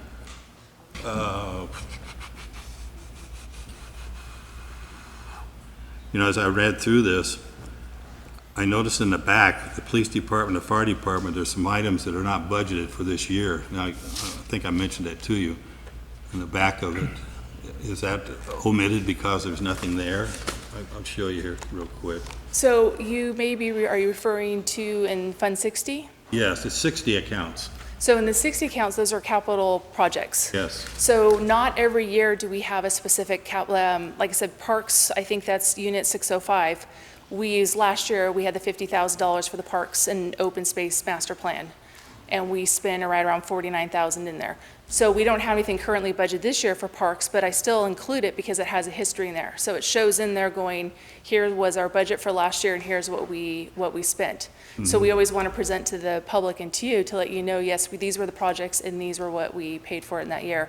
So there are some like CDBG, it's listed in there because we had the 12th and J Street project and other items that was within that CDBG project for a 3-year project.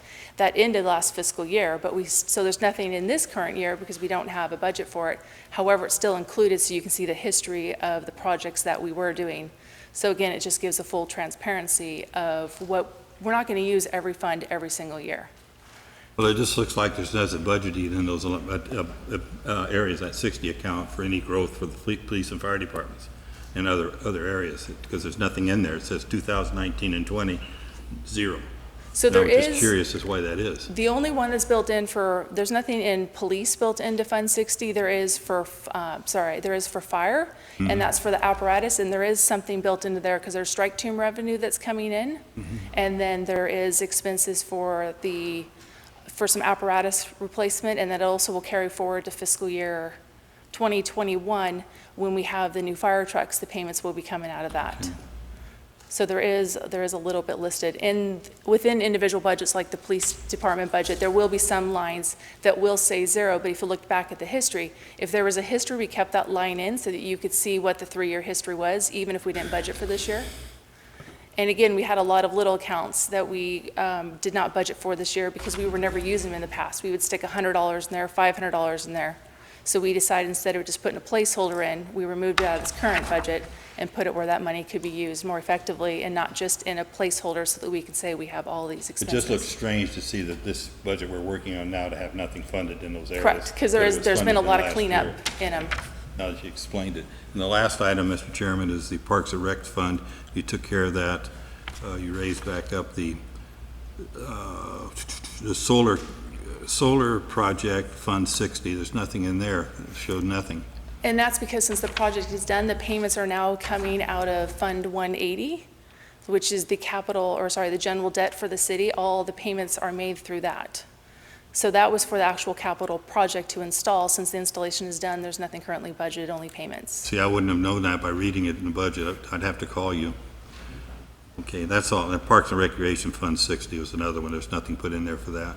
Correct, because this current year, we don't have a capital project for streets and parks.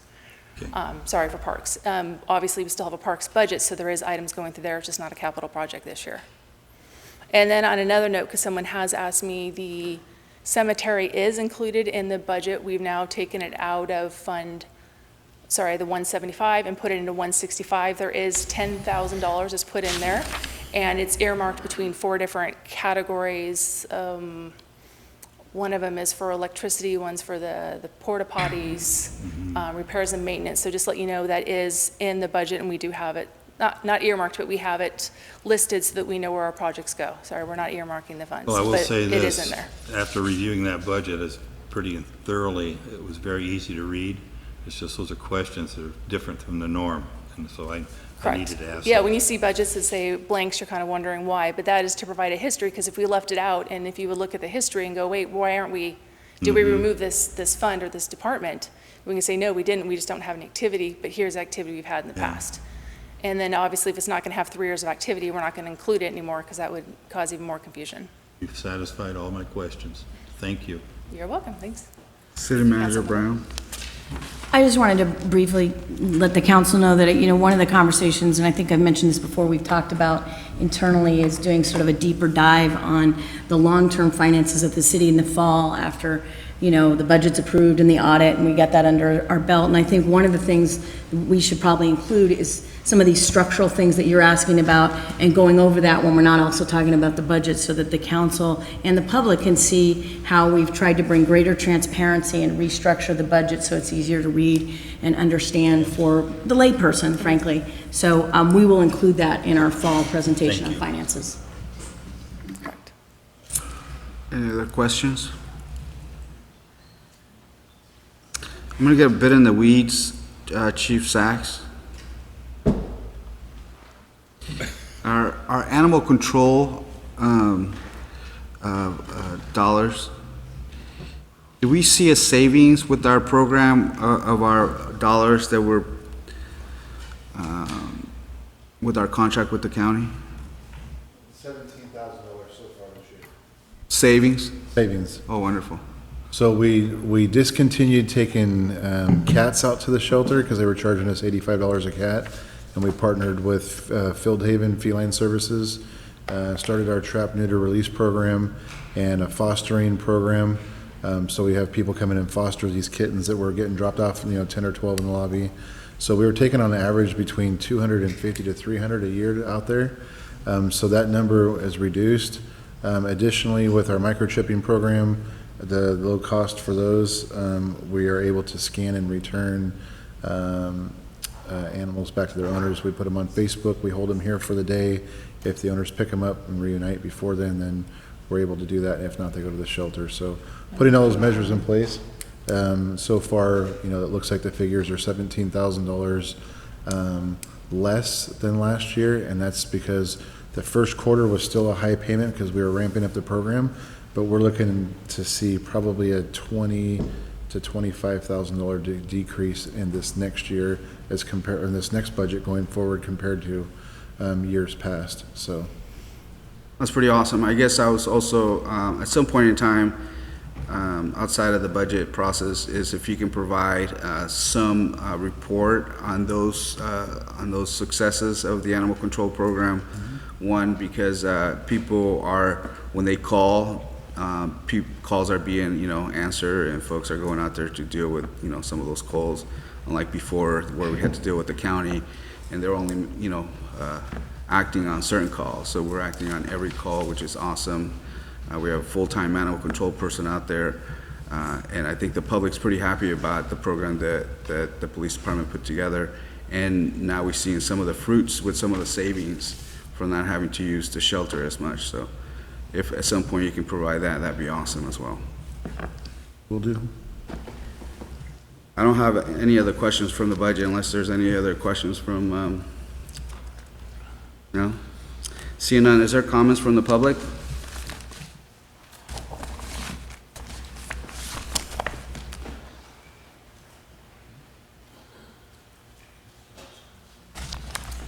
Kelly, Rich Creek, one starting comment, it would be great to go back to budget workshops where the public can give back and forth feedback, because it's too hard to give a 3-minute on a budget, because I have questions and I'm not going to get answers. And so I just would encourage us to have those again, where we have budget workshops where the public's invited and we can discuss. We did have a public workshop for the public. Back and forth discussion. There was the one at the firehouse that we had 2 days notice. When we give, okay, so. There was let me- more than that notice, but anyway. Well, I don't want to take up my Let's 3 agree to minutes. disagree, But Kelly. we used to give budget workshops and have like 7 to 10 day notice, which was awesome. So I'd love to see that, go back to that. Okay, I don't mean to, it's just that, anyways, so, just 2 points I'm going to make, well, 3. I don't know if the loan's still on here for the debt for, because I didn't get a chance to look through this today, for general plan debt. So I had a question on that. I basically have the same questions I had 2 weeks before. One thing I didn't mention then, and I want to mention tonight, is if we can take out some of the professional services, which is in each department, take a little away and give it to the police department, because I would like to see them be able to get their cameras that will help all of downtown that they talked about putting in for more eyes on the streets for the cameras. And I think the cost was like $8,000 per camera, those long-distance cameras at night, just because of all the things that we're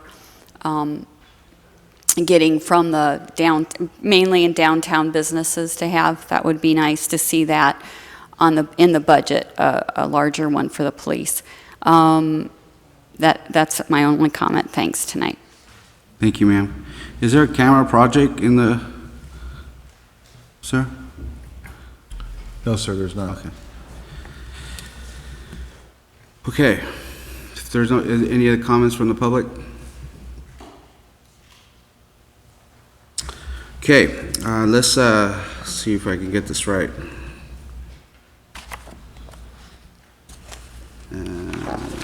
Yes. Go ahead. Offer something. I wanted to bring up, would this be the time for the Arts Council comment? Okay. There's, has been a request, was a consideration, and is it included in this budget? Do you want to explain that, Marty, what you were Certainly, and proposing? included in the community sponsorship fund that came to the council related to special events, and also the additional monies for on a first-come, first-served basis application for additional event sponsors. There was also, if you may recall, a line item of up to $5,000 allocated towards community organization sponsorships. The previous staff report from the June 4th council meeting mentioned that the Yuba Sutter Arts Council had actually issued a letter to the council requesting organizational sponsorship, and the request was in the amount of $5,000. And so I think it's up for consideration if the council's interested in considering it tonight as part of the budget, certainly, or it could come back at another time. I can bring it back to the council as another staff recommendation. It's at the pleasure of the council. Oh, okay. All right, so I thought I'd bring that up to see if there was, council would like to consider that, or consider a portion, offering to donate a portion of that $5,000 request. Vice Mayor, maybe we can bring it back as a kind of full presentation? Okay, yeah. If that's fair. I think everyone wants to help the Arts Council. I think they're doing an amazing job. Let's just, is that okay? That's fine, thank you. I think we're going to need a little more explanation and Correct. background on that. Yeah. Exactly. Okay, perfect. Thank you. Yes, sir. Through the chair, Marty, when we negotiated with the Yuba Sutter Economic Development Corporation for reducing our participation to $20,000 a year, have we made any advance? We were going to review that and bring our contribution for participation up to what it would be for others. I didn't notice that wasn't in the budget.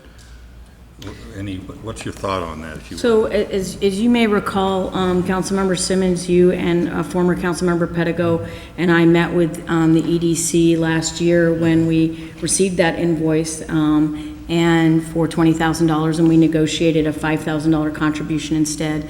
And again, this year we have a $5,000 contribution in the budget. We have not revisited it with the EDC, and nor have we really had the capacity to go solicit them for additional help in terms of economic development. We had talked about sort of revisiting and reevaluating that working relationship and how we might be able to, really capitalize on that contribution. And that that was something that actually the former assistant director was going to help us with that assessment. And of course, that didn't happen before he left. So we have kept it in the budget for this year for the same amount, and I believe, Jennifer, I don't know if you've received an invoice from the EDC yet for this coming year? I have not received it yet. Okay, so we have it budgeted currently, though, for the $5,000 again. My hope is, with someone in the Community Development Department occupying that position once again, we can again try to go through a process of evaluating that working relationship and how we might be a partner with them. As I think you might recall, the working relationship with the EDC is predicated on the idea that we go to them and we look to them to give them projects and say, could you work on this grant for us? Could you do this or that? And that's just been really difficult with the department and stretched, the Community Development Department kind of stretched as thin as it's been to initiate that and sort of see that through. And so that's been one of the challenges that we've had. But I'm hoping with the new recruitment, we can revisit the issue all over again. Well, you know, two of us serve on that board of directors, and I serve on the executive committee of that, and I sit there and I watch Wheatland pay their $20,000, and I go there with my hat in hand, and I feel, here we are, the city of Marysville, the largest incorporated city in the county, and I could carry, or Mr. Buckaboli, we could carry that issue to them and say, all you gotta do is tell us, we wanna do this, and we'd be more than happy to solicit them to do that. But I think it's time for us to really look about getting back in the fold and be paying our fair share. You know, that was supposed to have been an interim thing, not a permanent thing. And so now with some of the revenue they're bringing back in, whether it be through the marijuana, whether it be through the other areas that we're generating revenue, at least bring it up halfway to where we don't look like a pauper going forth and asking them to, we don't say anything because we don't want to embarrass ourselves, to be honest with you. I don't mean me, because I'm not embarrassed, but the point I'm making is it's kind of hard to sit there and watch the other areas, the members pay their dues, and we're still not paying our full share, or at least part of our share. So just thought I'd bring Councilman, that up. I would like to have that discussion, because I think we also need to look at what benefits we receive from them, and I think that's not very clear on what benefits we receive from them.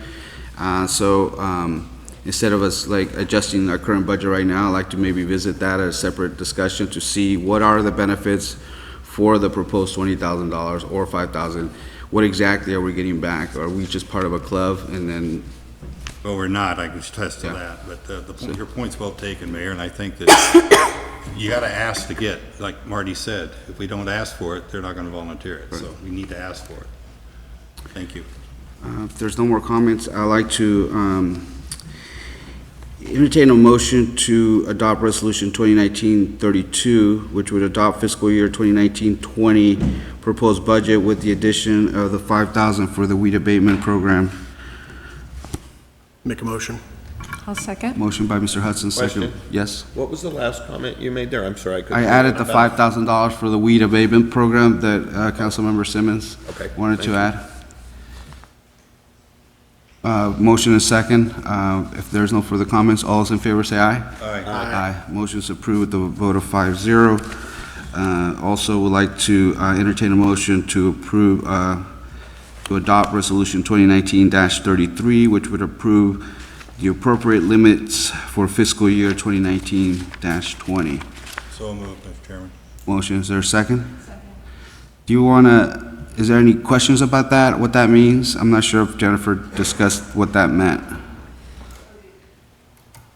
Sorry, the appropriation limit? Mm-hmm. So that is passed by the state every year, that basically says we can only spend X amount of our funds that we bring in. So there's a limit, a percentage that we base on. The Department of Finance has a calculation that we use based on population change and something with the economy. I'm trying to remember all the steps to it. And so that appropriation limit, which I believe we passed was 18 or 19 million, our expenditures are well under that amount. So that's just basically saying that we fall within the limits, that we're not overexpending money that we don't have. Thank you. With that, there's a motion and a second on the floor. All those in favor say aye. Aye. Motion is approved with a vote of 5-0. Committee reports. The committee reports. Oh, go ahead. Oh, yes. Yes. Committee report. Yes. Thank you, I had to consult with my colleague. We're getting some information back from our constituents about that property that we so eloquently loaned to Caltrans as a work yard for them to do their road work, about the condition of that and how poorly it's being maintained by the contractors. I would like to ask Marty if she would get with the Caltrans director and say, you know, you need to clean it up. You're not paying for it. Either pay for it and we'll clean it up, or they got those bottom dumps going in there, dumping that stuff all over, and it's just, it looks like a junkyard. And so if we could do something, I'd appreciate it. This is the B Street property? Yes, ma'am. Okay. I don't know anything. No, I just had a question on that to follow up. Do we have any kind of agreement, not financial, but how long they were gonna be there? Are they there through a specific project?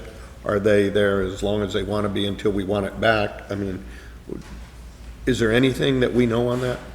I don't know all the details. I could get them, certainly, and shoot the council an email and let you know, but I do, my understanding is there is a set time frame. I thought it was into the fall, and I do believe it is a set project. It's not just sort of an indefinite free-for-all.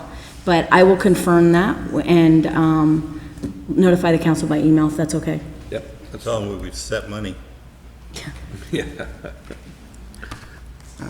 Any other committee reports? What committee was just speaking? Just messing with you guys. Council correspondence? No. City managers report? Just very quickly, I'm proud to announce very publicly that effective July 1st, 2019, Jennifer Stasinski will be appointed permanent finance director for the City of Marysville.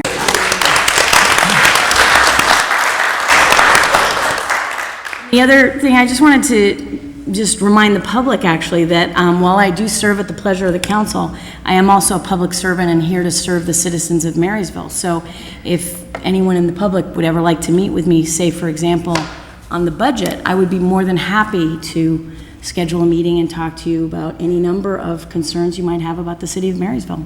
Thank you. Council comments. Mr. Barcavoli? No, I will just say on the budget, we did have Brad and I had a sit down with Marty and Jennifer, and it was extremely informative.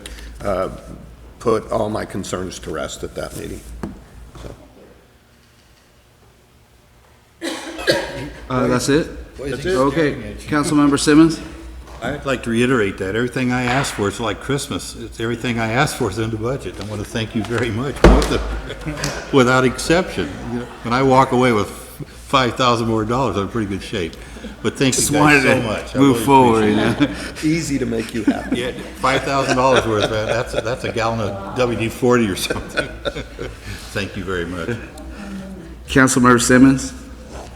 That was him over there. That was me. You're not Simmons? You look alike. The other Simmons. I had a little hair. Sorry. A little younger. Councilmember A little Hudson? younger, thank you. No, I'd just like to say, thanks, Jim. We're gonna have a little bit of vacancy there. Congratulations, Jim, and I hope you enjoy the job. But I'd also like to say thanks to the staff for helping me out with my project with the fireworks. I'm pretty excited about that. Just for clarification, with agreement with all the jurisdictions, Yuba City, Marysville, Yuba County, Sutter County, and then the sponsors of Yuba Water and Recology, we're all doing a fair share pay of a $25,000 show. So I'm pretty excited about that we as a city aren't borrowing the $25,000 that we don't have, and that we've actually been able to make this happen inside of about 3.5, 4 weeks. And we're on schedule, we're on track. There's a lot of things to figure out. I'm kind of hoping for a base hit this year, not a home run. I know that's an analogy I've used a couple times, but we got a few things we're gonna have to kind of figure out for years to come if we can kind of make this a annual thing again. But just a little positive light in our community, and as a regional event, I'm pretty excited to be able to work with all of the organizations, and I'm hoping it's gonna be the start of many things to come. Go from there. Thank you, sir. Thank you, staff, for your help on that. Vice Mayor? Yes, well, first of all, congratulations, Jennifer, Mrs. Stachinsky. I got a lesson on how to say it, Stachinsky, right? Stachinsky. Congratulations. And nice job on all of your work. It's just excellent, and I'm very happy that you're in this position. So, and congratulations. I had lunch today with some people in town at a restaurant in town, and they were commenting on how excited they were about the fireworks show coming. So thank you for working on that. That's going to be a huge thing for our community. They can help me clean up on Friday. Yeah. So.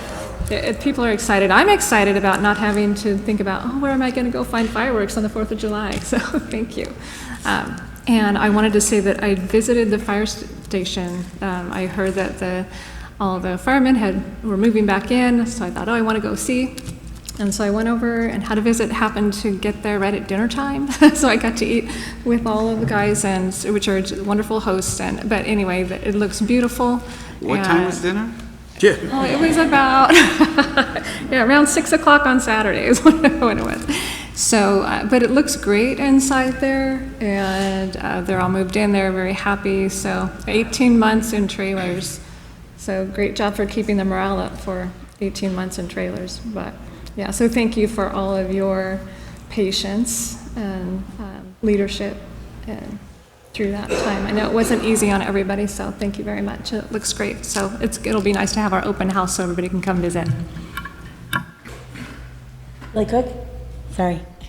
2 quick announcements. So there's another meeting about the parks. We're working on a parks grant with SB 68 park funding, and another meeting will be this Thursday at Gavin Park from 4 to 6. And the public is certainly welcome, and our consultants will be there to help facilitate that dialogue. And there's an open City Hall food crawl here at City Hall, the Corporation Yard, and the firehouse. You can see the new fire station Saturday, June 29th from 11 to 3. All are welcome. Appetizers at the Corp Yard, lunch with the firefighters at the firehouse, desserts with all of us here at City Hall. See all the great stuff that we're working on and the great projects, and get to know your city better. Thank you. I can remember when the fire department served lobster when we had dinner. Uh-huh, yeah. That might not be That's when the old firemen were there, Chief. By invitation. By invitation, do you remember that? We have declared your old bill, so it's all good. I didn't say the police department, I said fire. Oh, yeah. No. I want to mention that I followed up with that gentleman who came by last meeting, the owner of 908 B Street. And so I had a nice conversation with him. I met at his property.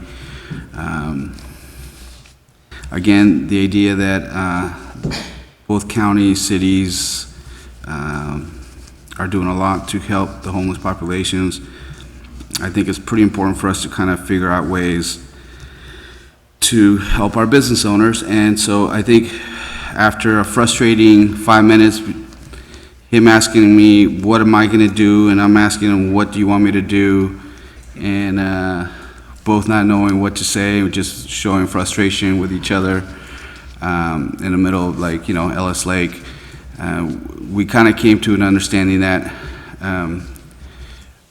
we want to be helpful. And so what I did encourage him to do is to work with this local business owners in that commercial area, come together, and I said the more, and then that I am willing to ask our chief and our public works and city staff to participate in those meetings, to kind of hear them out, and maybe put a plan together that would maybe improve their environment through maybe more lighting, or bushes could be cut down, or trees, or whatever it may be, or and working with our police department and maybe looking at establishing cameras that they could be established so they can gather evidence. And I think he was open to that, to having that dialogue and actually have specific data that we can do specific actions on. And I commented that to the city manager and to, I believe I've talked to the chief about this, but if I haven't, then here it is.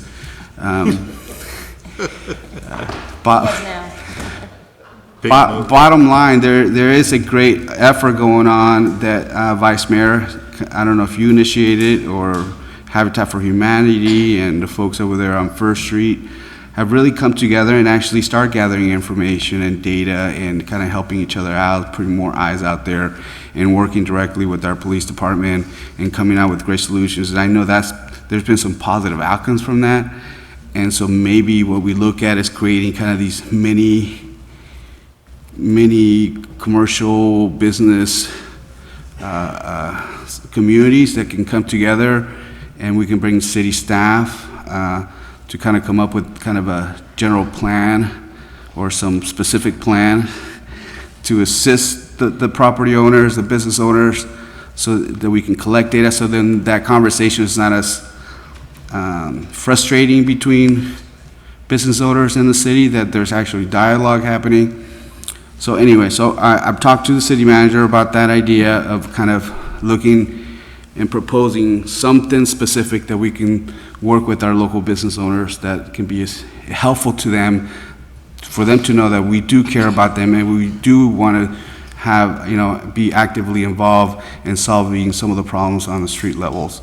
In any case, I just wanted to follow up on that conversation. Congratulations to Brad Hudson and Mark Boomgarden for getting this 4th of July thing. I think everyone really wanted it. I think the community is super excited. I think I saw over 1,000 shares, the initial post on Facebook, which is pretty impressive. I think people really are looking forward to it. I think it's going to be great. I do want to make an ask for our public and for folks to go out to the baseball team and support the Gold Sox. I know it's the weather tends to get in the way, but it's really an amazing time, great time to bring the family out there. So I hope many of you will be able to go out there and enjoy our Gold Sox. They're doing a pretty good job out there. With that, and congratulations, Jennifer. Yeah, Jennifer. Closed session, we'll move to item 15, pursuant to Government Code Section 54956.8, conference with real property negotiator Marty Brown regarding the Plumas Lake Golf Course Club located at 1551 Country Club Road in Olivehurst, California, 95961.